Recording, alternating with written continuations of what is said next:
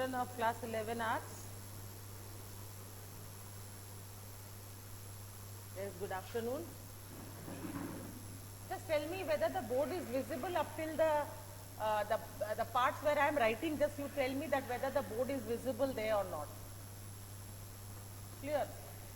Because at times, you know, the screen which is presented before me, and that what I can see here on the board and what you can visualize, I cannot actually make out that whether the whole screen is visible to you or not. Whole screen is visible.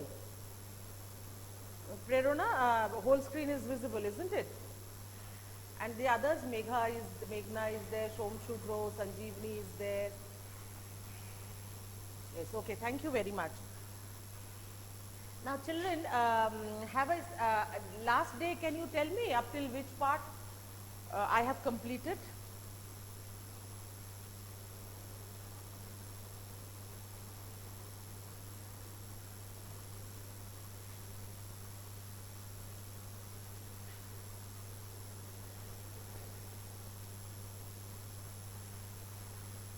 Oh, Vice President, functions of Vice President. Thank you very much.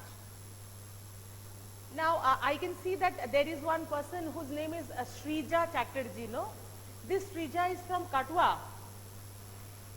Shrija is from Katwa, no?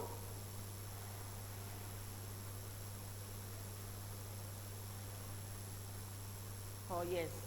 Okay. Okay, let me start with, so far I told you that the executive, India is mainly a parliamentary form of government, and the executive in India is a parliamentary executive, clear? And as it is a parliamentary executive, we find that there is a difference between nominal executive and real executive. So far we have discussed about the nominal executive, that is the executive who is just in name, clear? Now I will go to the real executive of India.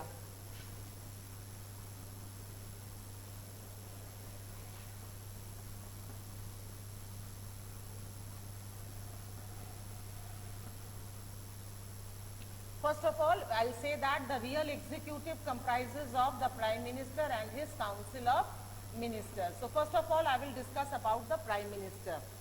How is he elected?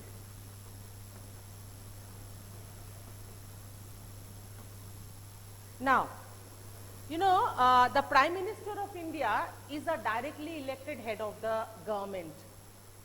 Directly elected, which means that whenever there is an election, there is an election to the Lok Sabha, that you can see that it's written on the boards, on the walls, that in the forthcoming Lok Sabha elections, as you would have seen many a times, written on the walls being painted from different parties, clear? So it's written that forthcoming elections to the Lok Sabha, or when it is for Vidhan Sabha, it's written the forthcoming elections for the Vidhan Sabha. Although it's written in Bengali, it is mostly written like this, Ashanno Lok Sabha Nirbachone or Ashanno Vidhan Sabha Nirbachone. Clear? It's written in Bengali. I am actually translating it into an English version.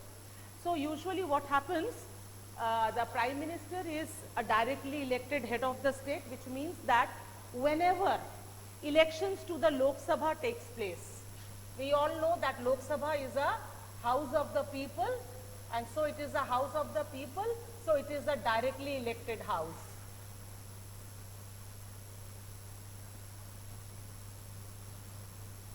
So whenever there is an election to the Lok Sabha, the party which wins means out of the 552 seats, at least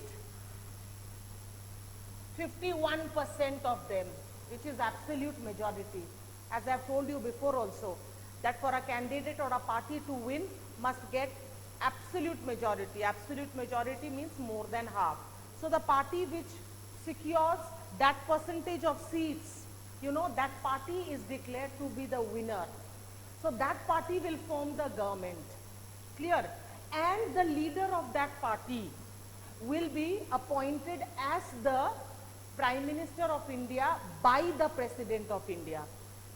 So the leader, the party which wins forms the government and the leader of that party becomes the prime minister and he is appointed by the president. Clear? He is appointed by the president as the next prime minister of India. But here there is one thing, that at times it may so happen that the person who has been appointed as the prime minister may not have taken part in the Lok Sabha elections. May not have taken part. It may so happen that it is not necessary that you are a leader of a party, so you have to take part in the election. Clear? But when your party has won and when you have been elected as the prime minister and appointed as the prime minister by the president, then within 6 months, you must have to get the membership of the parliament. That means any one of the two houses. It can be either Rajya Sabha or the Lok Sabha. Now here I have to tell you something, which is that, you know, previously there was a convention. There was a convention. Convention means, you know, conventions are law-like. They are not laws, remember. Why?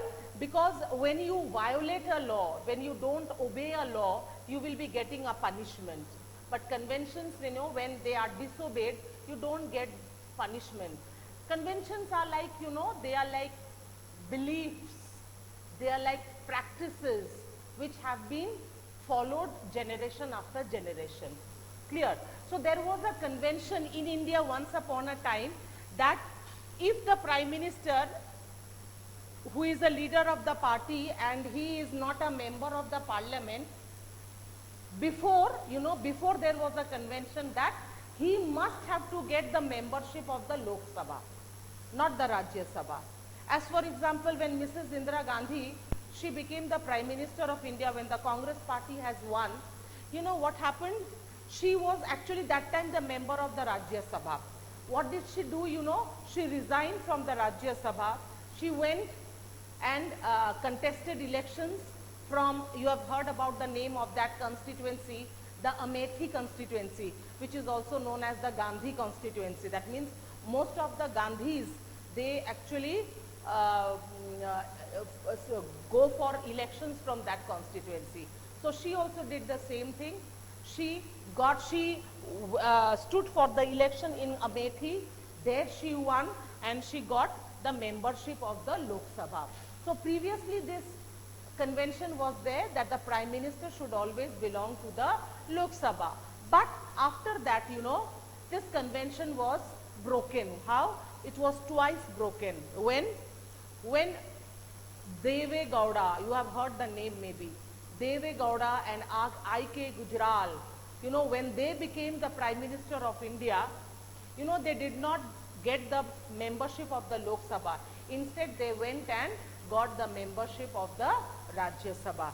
So the convention that the Prime Minister should always belong to the Lok Sabha was henceforth broken. Now, in today's time, if you are a member of, if you have become the Prime Minister and you are not a member of any house of the parliament, then you can get a membership from any of the two houses. Clear? So that is the election procedure I told you. Now the term. Term will be 5 years, which can be increased during the time of an emergency, or it can be reduced also, as you have studied in the executive powers of both the houses of the Indian Parliament. That means if the Lok Sabha passes a vote of no confidence, then the Prime Minister and his Council of Ministers must have to resign. Clear? So that can also be reduced. Clear? Okay, one more thing I was thinking of saying, I forgot. Okay, I'll tell you with that only. And yes, qualification.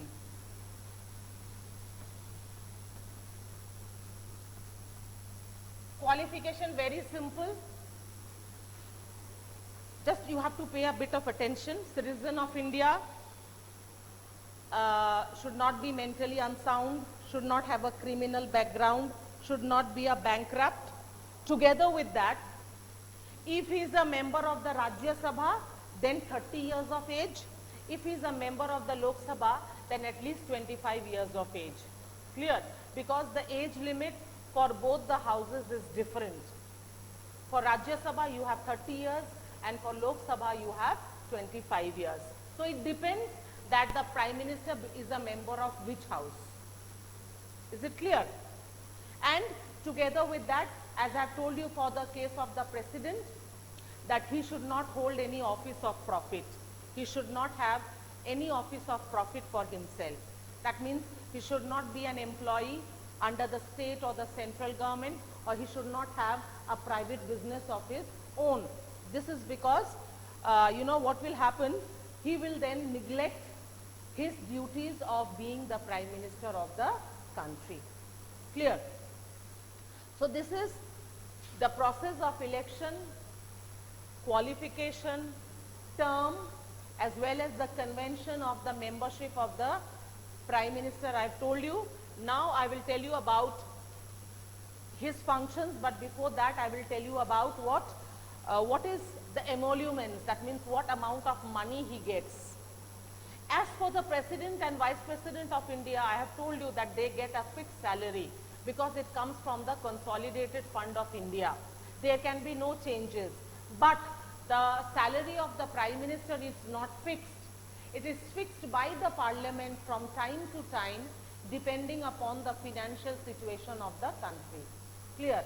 Together with that, as many days there are sessions, the Prime Minister gets an allowance for that, and together with that, you know that the Prime Minister gets so many other benefits like free housing, free communication services, free health checkups, free foreign tours.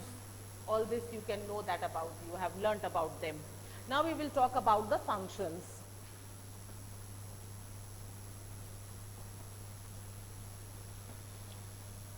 Now, after he becomes the Prime Minister of India, the first function of the Prime Minister is to form his Council of Ministers. Here, the Council of Ministers are actually 80 to 100 of them. That means not less than 80, not more than 100. Who are these people? These people are actually those groups of people, those who are going to actually help the Prime Minister to run the administration of the country. Now here you have to pay attention. The list that whom he is going to include within his Council of Ministers, it is actually prepared by the Prime Minister himself. He usually takes or includes those members who are very close to him in the sense that they are active members in the party. Clear? But when it is a coalition government, when I told you that there are times when no party gets an absolute majority, so during that time you have a coalition government. So during a coalition government, then the Prime Minister must also include members from the other parties, allied parties. Allied parties means the parties which are actually supporting that particular party. He must also include from that parties also to be a part of the Council of Ministers. And this Council of Ministers, the list is actually prepared by the Prime Minister, although the appointment is given by the President. The choice is made by the Prime Minister. Only appointment is given by the President. Clear?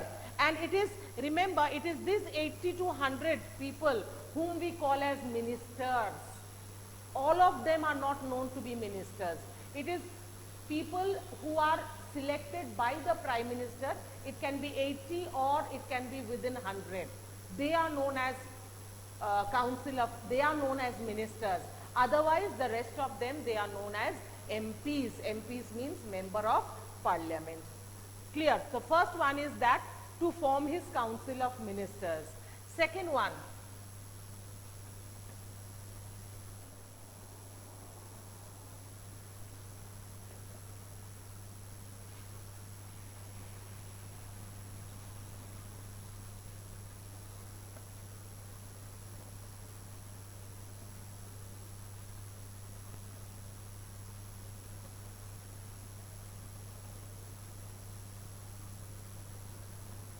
now the second step is that he has selected the Prime Minister, the group of ministers.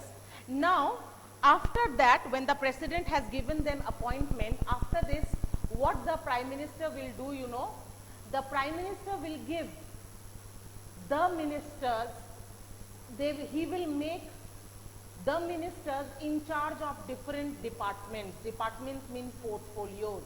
Like, you know, that, you know, there are so many departments: finance, defense, foreign affairs, education, health, transport, agriculture, women and child welfare. There are so many departments. Clear? So, whom to give which department, that is also in the hands of the Prime Minister. This one. Third one,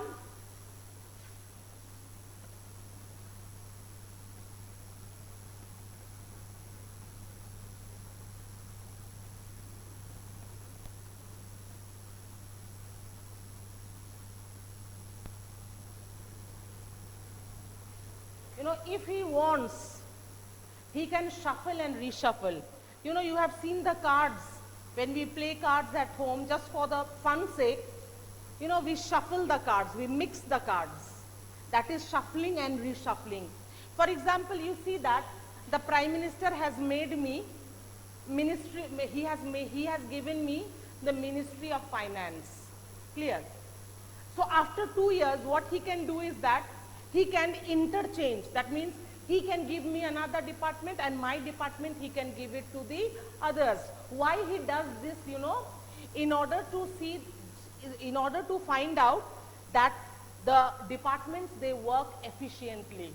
Because we all know that when a person remains in power at one place for a long time, what that person starts, you know, that person starts misusing and abusing powers. So if the Prime Minister wants that there must be a bit of efficiency in his administration, he can shuffle and reshuffle the departments of the ministers. That is his own choice. So this up till third part, you have any other problems so that I can remove, I can go to the other points.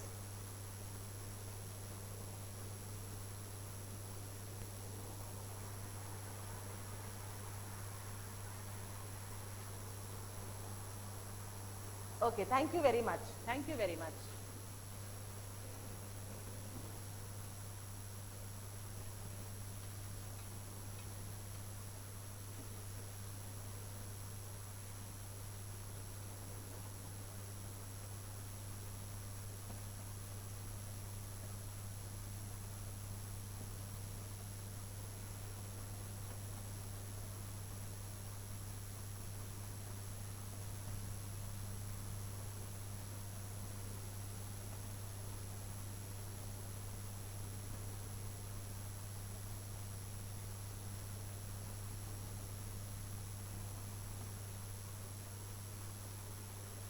You know, he is the main channel of communication between the President and the Parliament. Why? If you remember, then you can understand that. If you remember, I have told you that the President can never become a member of the Parliament. So he will not be knowing that what is going on in the Parliament, isn't it? But being the head of the state, he must know that what is going on within the state. So it is the Prime Minister. It is the Prime Minister who will go and inform the President whatever has been taking on or taking place, or whatever decisions have taken place within the parliament, that is the responsibility of the Prime Minister. It is his responsibility to go and inform the President whatever has been taking place or whatever had taken place within the parliament. Clear? Fifth one.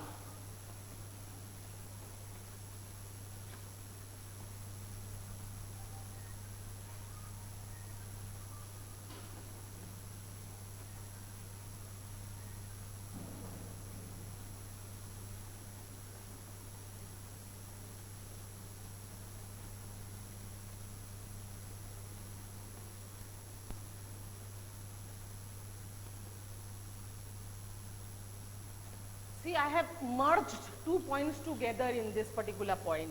He is the leader of the Lok Sabha. Why? Because he is the leader of that party which has got absolute majority in that particular house. Clear? He is the leader of the Lok Sabha. Why?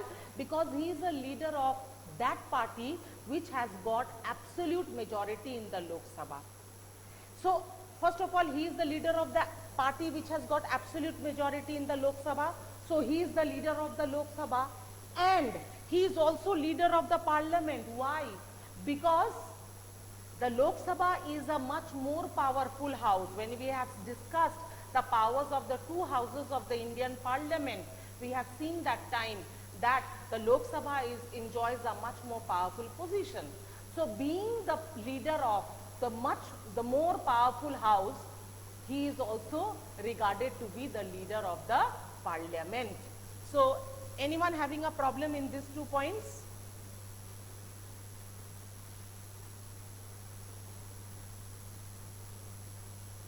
Okay. So, one more point I will add to this.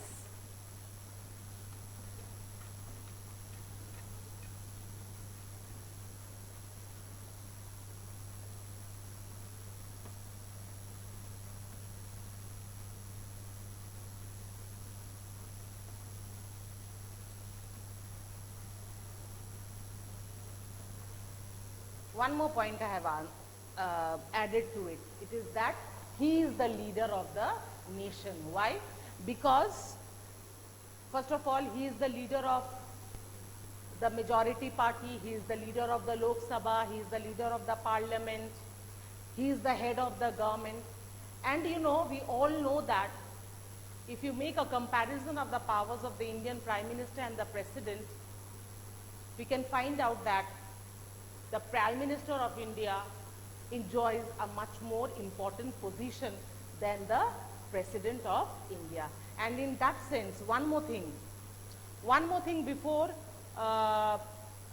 in the conclusion also I can do it, or I can add it to the introductory part also, that whatever we have discussed in the previous class as the powers of the President of India, you know, they are in disguise the powers of the Prime Minister, because we have seen that in whatever decision the President has to take, it must have to take the advice of his Prime Minister and his Council of Ministers. So whatever powers are actually given to the President, it's nothing more than the powers which are actually exercised by the Prime Minister of India. As I've told you, that none of the powers of the President are his independent powers. The personality of the Prime Minister is very important. The charisma which he should have. It is said that, you know, when Mrs. Indira Gandhi, she was the Prime Minister of India, just for an example I'm telling you, the personality and the charisma which she had, you know, people that time, you know, people never used to give vote to the party to which she belonged. They used to give vote to Mrs. Indira Gandhi because she had all the qualities, all the charisma, all the capabilities, all the potentialities of becoming the leader of the nation. So you can understand how important is the post of the Prime Minister of India. So these are some of the functions, very important functions of the Prime Minister of India, which I have discussed now. See whether if anybody is having a doubt in any of the points.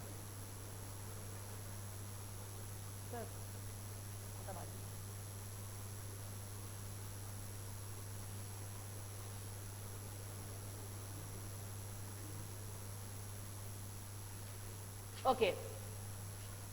Now I will tell you about, just now I have told you that how are the Council of Ministers formed.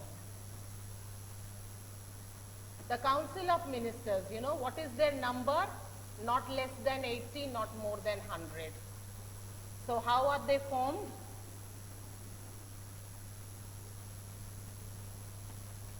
Just before some time I told you, you know, the Council of Ministers, first of all, they are all, you know, majority of them have taken part in the elections. That is true.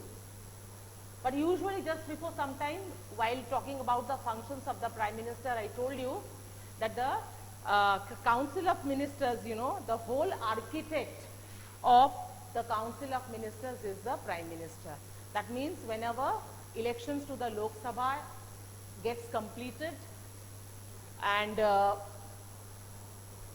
Prime Minister is appointed by the President, now it's the first function of the Prime Minister to form his Council of Ministers.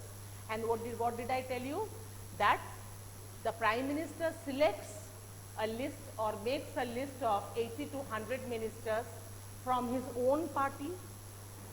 If that his party has won the elections alone, if coalition, then also from the supporting parties. Clear?